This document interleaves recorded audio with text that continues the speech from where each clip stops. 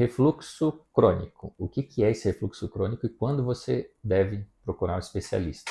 Eu sou o Dr. Marcos Hatke e já te peço para curtir, compartilhar, salvar esse vídeo e mandar para alguém que precisa saber dessa informação importante. O refluxo gastroesofágico ele é extremamente comum. Mais de 30% dos brasileiros têm algum episódio de refluxo durante a vida. Isso significa o quê? Que conteúdo do estômago, que pode ser ácido, ou eventualmente do intestino, que é não ácido fermentativo, reflui do estômago para o órgão que é o esôfago, que liga a boca até o estômago, que é um cano que não tem muita defesa contra a acidez e contra a fermentação.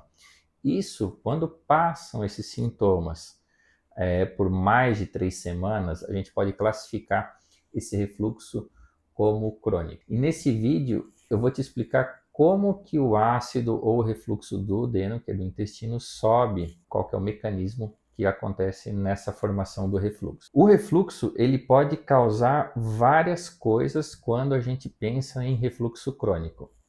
Dentre os sintomas mais comuns que a gente conhece, como regurgitação alimentar, sensação de queimação, existem condições que fazem com que esse refluxo tornado crônico cause complicações e não apenas sintomas esporádicos. A mais comum é a esofagite, que é a inflamação da mucosa do esôfago, ou seja, a inflamação da membrana que reveste internamente o esôfago, que não tem uma grande habilidade em desenvolver qualquer processo para se defender desse tipo de agressão.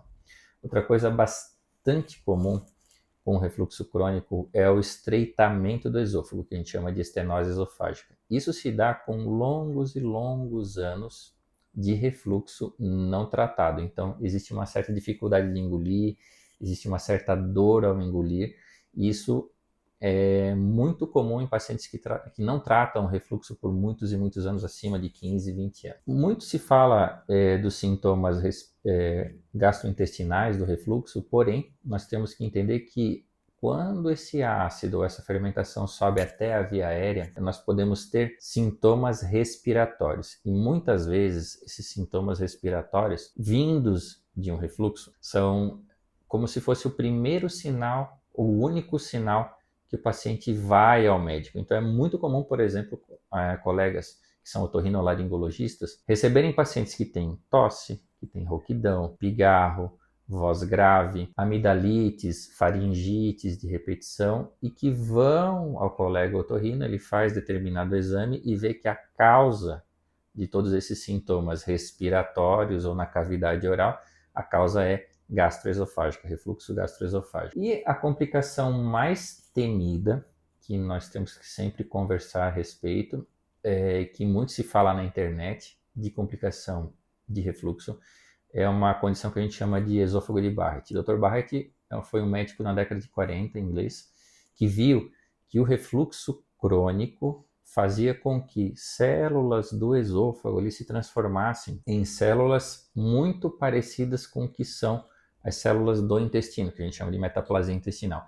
E essas células, ao longo de muitos e muitos anos, podem sim aumentar a chance de câncer de esôfago. Então, quando eu tenho um refluxo que ele é ácido e eventualmente não ácido vindo da fermentação digestiva para o esôfago, a partir de 20, 30 anos sem tratamento, eu posso ter uma complicação que se chama esôfago de Barrett. Esse esôfago de Barrett aumenta a chance de ter câncer de esôfago, que a gente chama de adenocarcinoma de esôfago, em mais ou menos 40%. É uma doença que é rara, porém, ela está sendo cada vez mais diagnosticada devido a fatores de risco como sedentarismo, dieta muito fermentativa, obesidade, uso de álcool e o uso do cigarro. Quando que a gente precisa? Quando você precisa buscar um especialista para tratar os seus sintomas? Bom, é fundamental você buscar ajuda médica quando você apresentar alguns sinais de alerta, como por exemplo, queimação no peito, azia, sensação que o alimento está regurgitando para o peito, ou eventualmente até gosto amargo na boca, dificuldade para engolir os alimentos, sensação de entalo, sensação de dor, sensação que o alimento parou aqui na metade do caminho do peito e que não desce, dor no peito que não está relacionada a problema cardíaco, É muito comum os pacientes que têm refluxo, por exemplo, terem dor no tórax. Isso pode causar uma apreensão muito grande e levar o paciente, te levar a um cardiologista, te levar a um pneumologista, fazer todos os exames cardiológicos, fazer todos os exames relacionados à árvore respiratória e esses exames vêm negativos. E aí a gente consegue entender que a origem, obviamente, não é do coração, a origem não é do pulmão, isso vem do sistema digestivo. Outro sinal de alerta importante é quando você tem perda de peso sem nenhum motivo aparente. Você não está fazendo nenhuma dieta específica, não aumentou a atividade física, não teve uma mudança no seu estilo de vida, mas está perdendo seu peso meio que sem querer. É um sinal importante de alerta. Outro sinal importante, vômitos que não se sabe a causa exatamente. Então você não teve nenhuma infecção, você não teve nenhuma alimentação inadequada e tem náuseas e vômitos e uma sensação de má digestão constante. A gente precisa fazer uma avaliação clínica bastante detalhada, conversando sobre o seu histórico aqui no consultório, conversando sobre seus hábitos de vida, pedindo exames específicos que podem incluir, por exemplo, endoscopia, podem incluir exames da motilidade do estômago e do esôfago, como por exemplo a manometria esofágica, pedir exames para ver se realmente tem refluxo, como uma pH-metria, uma impedância-pH-metria que analisa se o refluxo é ácido ou não ácido, e principalmente identificar a causa da sua esofagite, a causa do seu refluxo. Muitas vezes a gente precisa avançar e não ficar apenas nesses exames comuns, avançar na investigação da digestão e focar nas sensibilidades alimentares, nas intolerâncias alimentares ou alergias, nas disbioses intestinais que causam fermentação lá embaixo, no intestino, que a gente chama de intestino delgado, e essa fermentação pode mimetizar ou pode ser a causa do seu refluxo. Tratar o refluxo gastroesofágico sempre com remédios da família do omeprazol não é uma conduta adequada. Primeiro precisa ser feito um diagnóstico específico para depois verificar qual tipo de tratamento.